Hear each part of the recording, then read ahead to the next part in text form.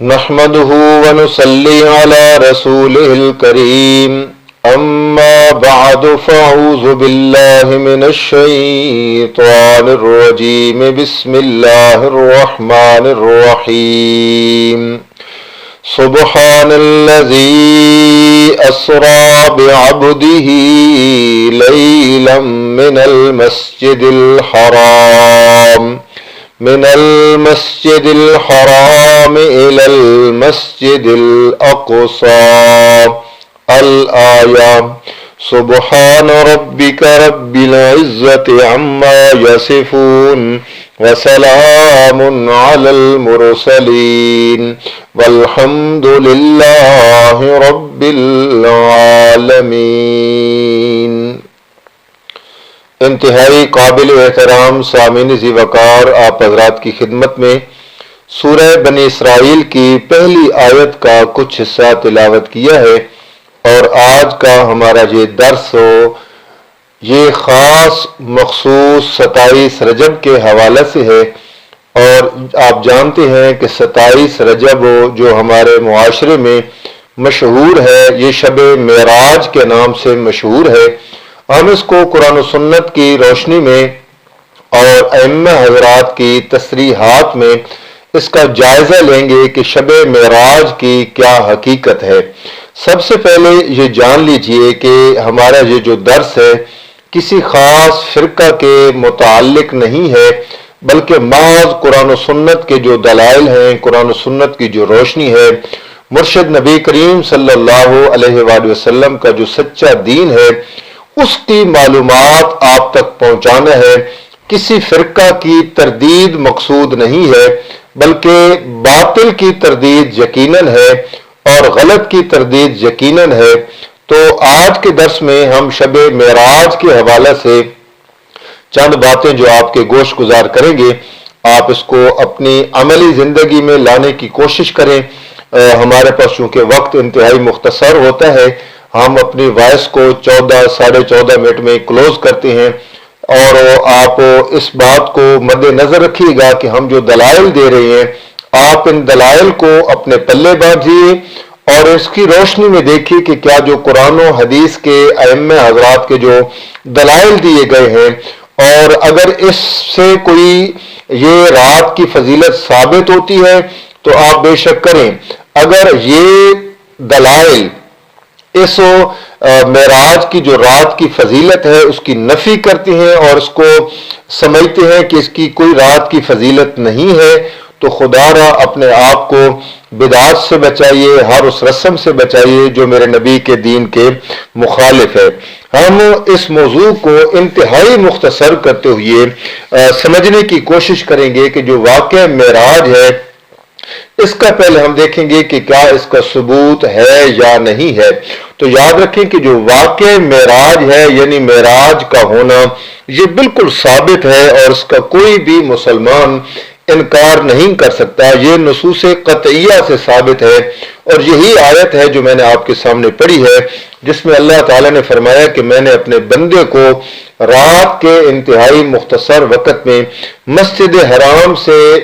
مسجد اقصی تک میں نے سیر کروائی ہے، اور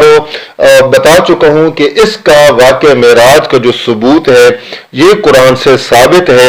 اور یہ آپ کے سامنے دلیل موجود ہے۔ اسی طرح احادیث مبارکہ میں بھی واقع معراج کے متعلق صحیح بخاری میں، صحیح مسلم میں اور دیگر جو حدیث کی کتب ہیں، متعدد صحیح اسناد کے ساتھ ثابت ہے کہ مرشد نبی کریم صلی اللہ علیہ وآلہ وسلم کو معراج ہوا۔ اس کا انکار ممکن نہیں ہے کسی مسلمان کے لیے۔ اب ہم اس کی جو 27 رجب کی رات ہے، ہم اس کا جائزہ لیں گے۔ ایک تو پہلی بات تو یہ ہے کہ 27 رجب کی جو رات معراج کے ساتھ مخصوص کر دی گئی ہے کہ 27 رجب کی جو شب ہے، رات ہے، اسی رات کو مرشد نے معراج کا سفر جاری رکھا تھا، گئے تھے۔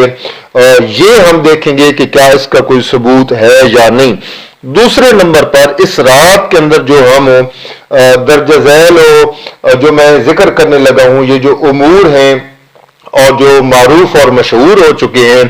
یہ کیا ثبوت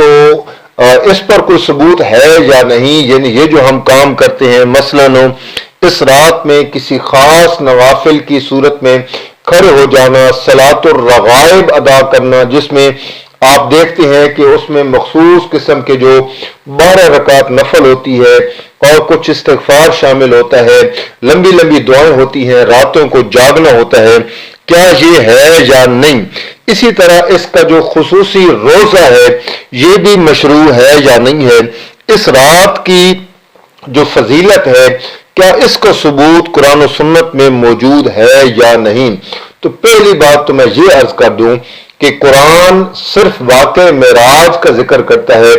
اس کے علاوہ قرآن کسی کا ذکر نہیں کرتا،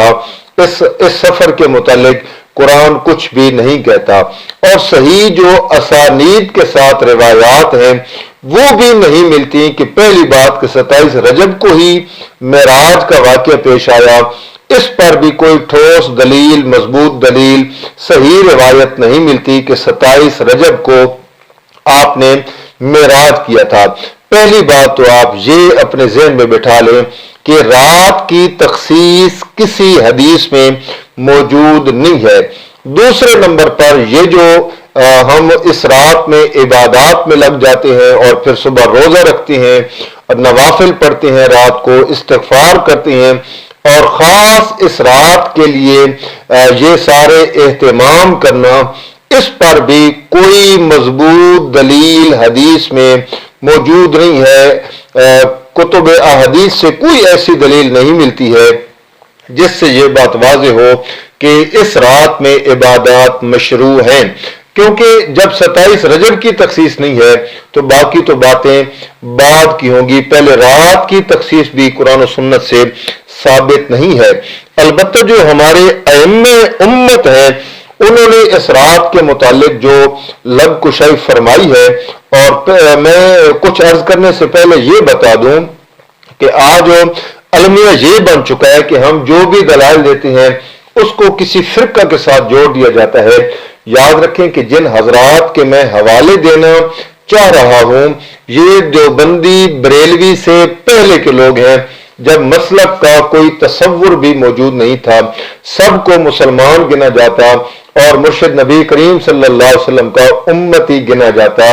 یعنی یہ مسالک کی دھرا بندی جو آج ہمارے معاشرے میں رواج پکڑ گئی ہے یہ اس سے پہلے کے لوگ ہیں۔ سب سے پہلے میں جو آپ کے سامنے حوالہ دینا چاہوں گا وہ شیخ الاسلام امام ابن تیمیہ کا ہے، جو اپنی کتاب اقتضاء الصراط المستقیم میں لکھتے ہیں، اور اس کی جو جلد ہے وہ 2 ہے اور صفحہ نمبر 619 ہے۔ اور یہ میں آپ کو بتا دوں کہ یہ جو کتاب ہے یہ بدعات سے اجتناب اور سنت نبوی کی پیروی کرنے پر یہ اس کتاب کا موضوع ہے۔ آپ اندازہ لگائیں کہ اب اندر عبارت کیسی ہوگی۔ اندر عبارت جو ہے جلد نمبر 2 ہے، صفحہ 619 ہے۔ اور یہ بھی بتا دوں کہ امام ابن تیمیہ کی جو وفات ہے وہ 728 ہجری کو وفات پا گئے ہیں، یعنی کتنی پہلے کی کتاب ہے آپ اندازہ لگا لیں۔ وہ فرماتے ہیں کہ وَلَيْسَ فِي لَيْلَةِ الْإِسْرَاءِ فَضْلٌ مُخَصَّصٌ عَلَى غَيْرِهَا وَلَا كَانَ السَّلَفُ يَخُصُّونَهَا بِشَيْءٍ مِّنَ الْعِبَادَةِ۔ شب معراج کی دوسری راتوں پر کوئی خاص فضیلت ثابت نہیں ہے، اور نہ ہی سلف صالحین اس رات کو کسی خاص عبادت کے ساتھ مخصوص کرتے تھے۔ آپ نے الفاظ پہ غور کیا؟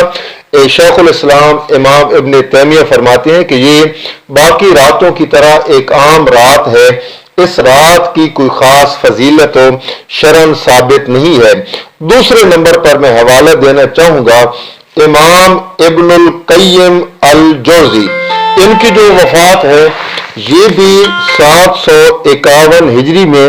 یہ وفات پا جاتے ہیں، اور ان کی جو کتاب ہے وہ زاد المعاد کے نام سے مشہور ہے،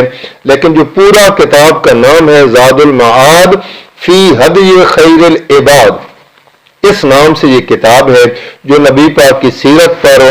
عبادات پر، معاملات پر اور ہدایات پر لکھی گئی ہے۔ اس کی جو جلد نمبر 1 ہے اور صفحہ نمبر 58 ہے، اس میں وہ لکھتے ہیں کہ وَلَمْ يَكُنْ رَسُولُ اللَّهِ لَيْلَةَ الْإِسْرَاءِ عِبَادَةً مُخَصَّصَةً وَلَا فَعَلَهَا احد من اصحابه ولو كان ذلك خيرا لسبقونا الیہ۔ رسول اللہ صلی اللہ علیہ وسلم نے شب معراج میں کوئی خاص عبادت مقرر نہیں کی، نہ کسی صحابی نے ایسا کیا، اور اگر اس میں خیر ہوتی یعنی عبادت کرنا کوئی ہوتا تو وہ ہم سے پہلے اس پر عمل کرتے، یعنی صحابہ سے بھی ثابت نہیں ہے۔ تو آپ اندازہ لگائیں کہ یہ جو ائمہ حضرات ہیں، یہ جو ہمارے دور میں راتوں کی عبادات بنا دی گئی ہیں، وہ اس سے بالکل غافل تھے اور انہیں اس کا پتہ بھی نہیں تھا کہ یہ بھی عبادات ہیں۔ تیسرے نمبر پر میں حوالہ دوں گا، امام نووی مشہور ہیں، جن کا پورا نام امام یحییٰ بن شرف النووی ہے۔ یہ 676 میں وفات پاتے ہیں اور ان کی کتاب ہے المجموع شرح المہذب، اس کی جلد نمبر 4 صفحہ 56 پر لکھتی ہیں، اور یہ یاد رہے کہ فقہ شافعی کی مدلل اور جامع کتاب ہے یہ۔ اس میں وہ لکھتے ہیں کہ ولا یشرع تخصیص لیلۃ من رجب بعبادۃ والصلاۃ المعروفۃ بصلاۃ الرغائب بدعۃ وحدیثها باطل، کہ رجب کی کسی رات کو عبادت کے لیے مخصوص کرنا مشروع نہیں ہے، اور صلاۃ الرغائب بدعت ہے، اس کی حدیث بھی باطل ہے۔ یعنی مخصوص قسم کی نماز پڑھنا، اس میں نوافل ہے، اس میں جناب استغفار ہے، اس میں پہلی رکعت میں یوں پڑھنا ہے، دوسری میں یوں پڑھنا ہے، فرماتے ہیں یہ سب بدعات ہیں۔ میں نے تین نامور ائمہ حضرات کی تصریحات آپ کے سامنے رکھ دی ہیں کہ یہ بھی اس قسم کی عبادات سے غافل تھے اور اس کی تردید کر رہے ہیں کہ اس قسم کی کوئی جو عبادت ہے وہ شرعاً مشروع نہیں ہے۔ تو یاد رکھیں کہ دین میرا اور آپ کا بنایا ہوا نہیں ہے، بلکہ دین وہی ہے جو نبی پاک صلی اللہ علیہ وآلہ وسلم نے اپنی زبان اقدس سے اور اپنے فعل سے نکالا ہے، اور صحابہ نے اس پہ عمل کر کے دکھایا ہے۔ یاد رکھیں کہ ہر اچھا کام عبادت نہیں بنتا ہے، ہر خوبصورت کام عبادت نہیں بنتا ہے۔ جس طرح دنیاوی معاملات میں سرکار ایک رستہ متعین کرتی ہے، اس رستے پر اگر تجاوزات کر لی جائیں، اپنے مکانات بنا لی جائیں کہ سرکار کا یہ رستہ ہے، سرکار کے رستے سے آگے جو چیز جائے گی تجاوزات میں آئے گی، سرکار اس کو گرا دیتی ہے۔ تو جو میرے مرشد